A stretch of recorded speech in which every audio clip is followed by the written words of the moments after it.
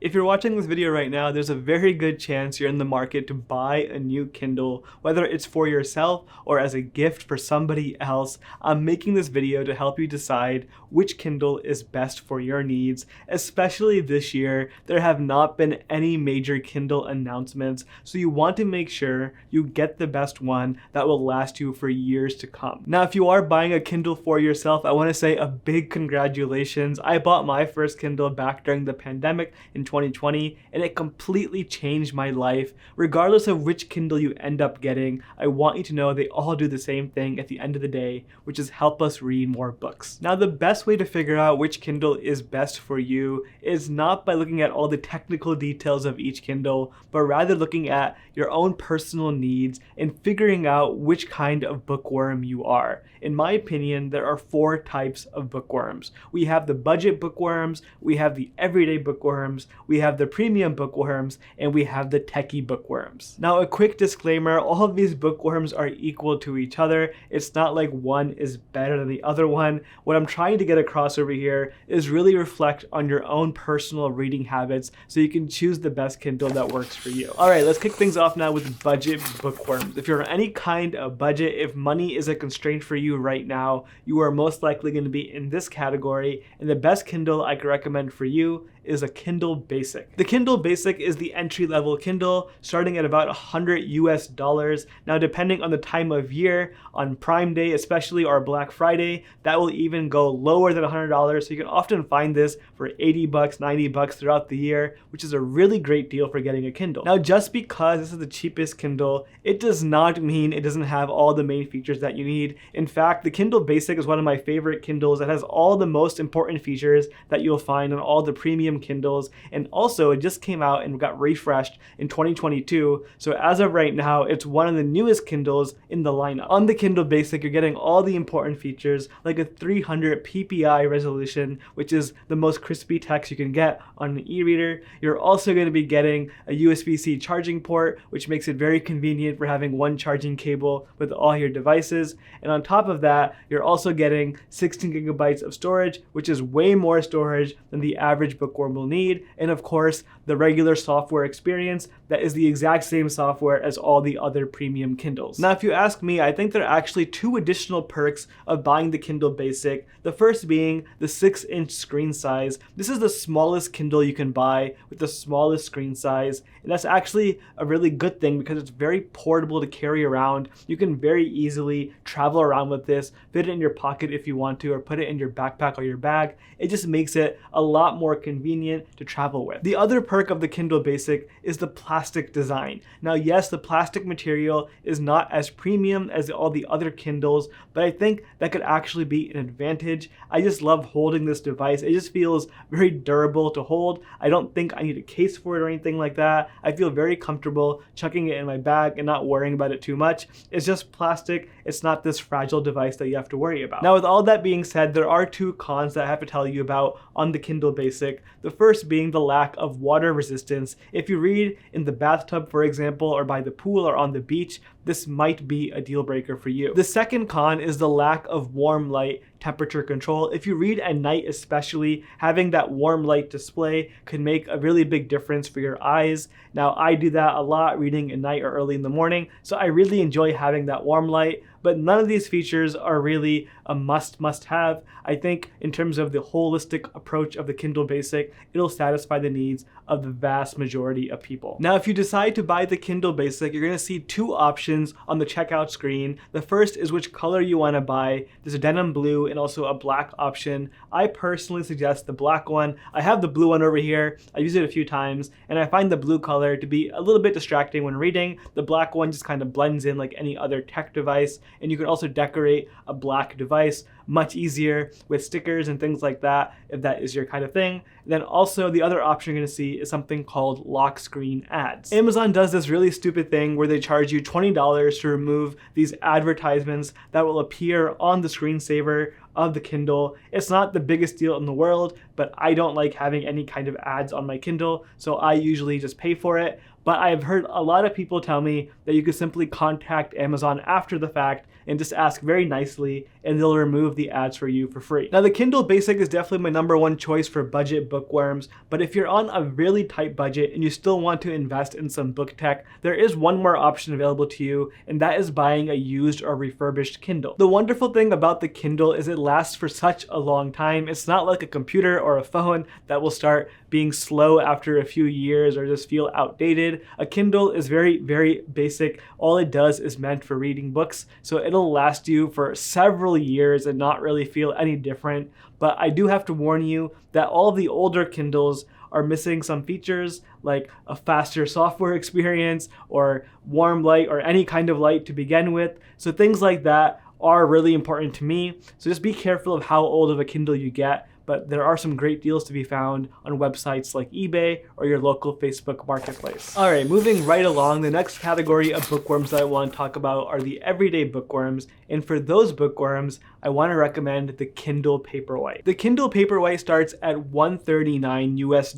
And again, depending on the time of year you buy it, you can often find it on sale. And I think for the vast majority of people, if you can afford the Kindle Paperwhite, don't think twice about it. This is the Kindle for most bookworms. If you ask me, I think the baseline Kindle Paperwhite is the best deal for everyday bookworms. On top of all the features you get with the Kindle Basic, it does have a few additional benefits. The first and probably most noticeable benefit is a larger screen. You're getting a 6.8-inch display versus the 6-inch screen on the Kindle Basic. Now, I think this screen size is a bit less portable. You won't be able to put this in your pocket, for example. I mean, you could if you want to, but I don't recommend that. But the trade-off here is you get less portability, but much more comfort. The 6.8-inch size just feels a lot more natural, like reading a real book. The next benefit is a much more premium build quality. You're gonna get this very nice flush display on the front of the Kindle, so there's less of a chance of crumbs or dust getting stuck in the screen. It just feels a lot more premium. And also on the back of the Kindle, you're gonna get this soft touch plastic. I think holding on this Kindle is a bit more comfortable than the Kindle Basic. It doesn't feel as plasticky. It's a much more premium type of plastic. Another major benefit of the Kindle Paperwhite is the adjustable warm light that you get that was missing on the Kindle Basic. Like I mentioned earlier, if you read at night, this could be one of those essential features that just make reading on a Kindle a lot more comfortable. And the last major upgrade that you're getting over the Kindle Basic is the inclusion of water resistance for the Kindle Paperwhite. So if you combine that with all the other features we just talked about, you get a very nice packaged Kindle over here, a very nice upgrade from the Kindle Basic for a relatively minor price increase if you can afford it, which is why I recommend the Kindle Paperwhite to most people. Now, say you decide to buy the Kindle Paperwhite and you're on that checkout screen, you're gonna see a few options show up. One of those options will be for a Kindle Paperwhite Kids Edition. Now, I have a whole video talking about this, but the kids model might actually be a good deal for you. It includes things like a case, an extra warranty, all built into the package price. I'll leave a link for that video on the screen right now. Putting the kids model aside, you're also going to see 3 color options for the Kindle Paperwhite. You're going to see the regular black option, the denim blue, and also a sage green option. One thing I find a bit interesting though is if you buy the blue or the green, you're going to have to upgrade the storage as well from 8 gigabytes to 16 gigabytes, which will also increase the price by a little bit. Now, I have a pretty hot take when it comes to storage on a Kindle. Most people don't need more than 8 gigabytes of storage. The thing is, books take up such little space on a Kindle that you don't end up using much space at all. Even 8 gigabytes is overkill for most people. It can store thousands and thousands of books. The only exception to this rule is if you're storing large audiobooks or maybe comic books or manga. So yeah, if you ask me, I think the 8 gigabyte model in black, the lowest configuration, is probably the best for you. Now, I do have one disclaimer I have to say for the Kindle Paperwhite. This Kindle came out in 2021, so now it has been a couple years since we got a major Kindle Paperwhite refresh. So we're kind of in this in-between period now where there's a chance a new Kindle Paperwhite might come out in the next year or two. It's a bit hard to predict when a new Kindle will be refreshed or coming out. They don't really have a consistent schedule like other companies do with their products, so I can't give you a clear answer of when the new Kindle Paperwhite will be coming out. What I can say is these new colors just came out in 2023, the beginning of the year. So that is usually a sign that the current model is still going strong. And if you ask me, the current Kindle Paperwhite will probably be just fine for a long time to come. Moving on to the next category of bookworm, we now have premium bookworms. Now I have to say, being a premium bookworm or buying a premium Kindle is not going to make any difference for your reading habit, but there are a few things that will. For me personally, something that really helped me read more books was not buying a more expensive Kindle, but rather having some accountability. And I actually have a book club that is completely free to join. If you like to read nonfiction books, you can join me and 1,000 other people from around the world in reading a new nonfiction book every single month. Book clubs are a great way to find new books and read them on a regular basis. If you're interested in joining the book club, I'll leave a link down below for more information. Now, in the premium bookworm category, there are 2 Kindles that I'd recommend for you, but I'd only recommend these if you have extra money to spend. This is really only meant for people who don't have a budget restraint and can afford to spend a few extra dollars on getting a nicer Kindle, but all of these Kindles from this point forward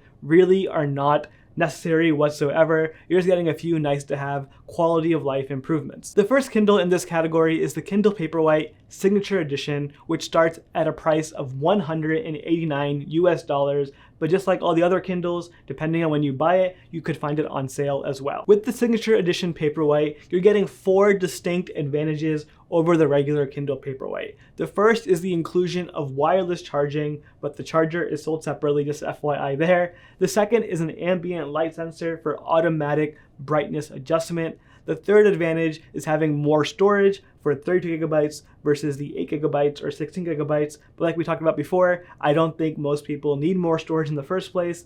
And the last advantage is you're also getting the no lock screen ads included in the price. So again, all those things are nice to have, but you really don't have to have them whatsoever. It's not gonna make much of a difference in your day-to-day use of the Kindle. The next Kindle in the premium category is the Kindle Oasis, which starts at $249 US.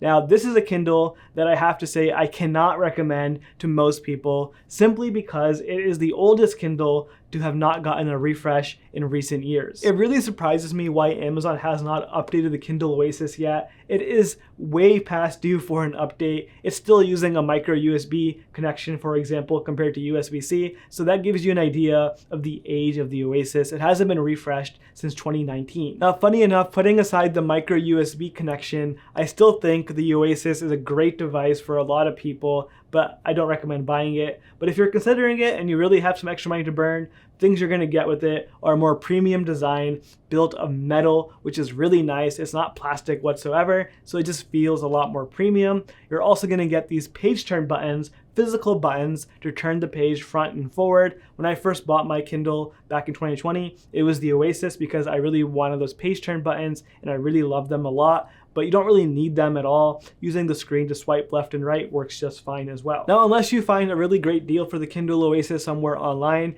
I would recommend holding off on the Oasis. Let's see what happens in the next year or so. Now, the last category of bookworms that we have are techie bookworms. These are the people who just love tech and love playing around with new technology. And especially for the Kindle, if you would like to take handwritten notes and you have a lot of PDFs or personal documents that you want to be editing, or maybe you like to take handwritten notes for your classes or for work, the Kindle Scribe is a good option for these techie bookworms. Now, the starting price for the Kindle Scribe is $339 US, which is way more on the pricier side compared to all the other Kindles, but you're getting a lot of features for this Kindle Scribe that you're not going to get anywhere else. The Scribe is the only Kindle where you can read books on it like normal, but you can also take notes on those books with a Kindle Scribe stylus, which they're calling a pen, and it works really well. Writing on the Scribe just feels like writing on paper. It obviously isn't exactly the same, but it comes pretty darn close. If you want to be on the bleeding edge of technology or want a very large screen, then the Kindle Scribe might be a good option for you. But if all you care about is reading, then I'd recommend any of the other Kindles that we talked about. But if the Scribe does sound a bit interesting to you, I want to recommend my other video that goes into way more detail about the Scribe. There is so much to talk about for this one device. Link for that video on the screen right now. Thank you so much for watching. I'll see you next time.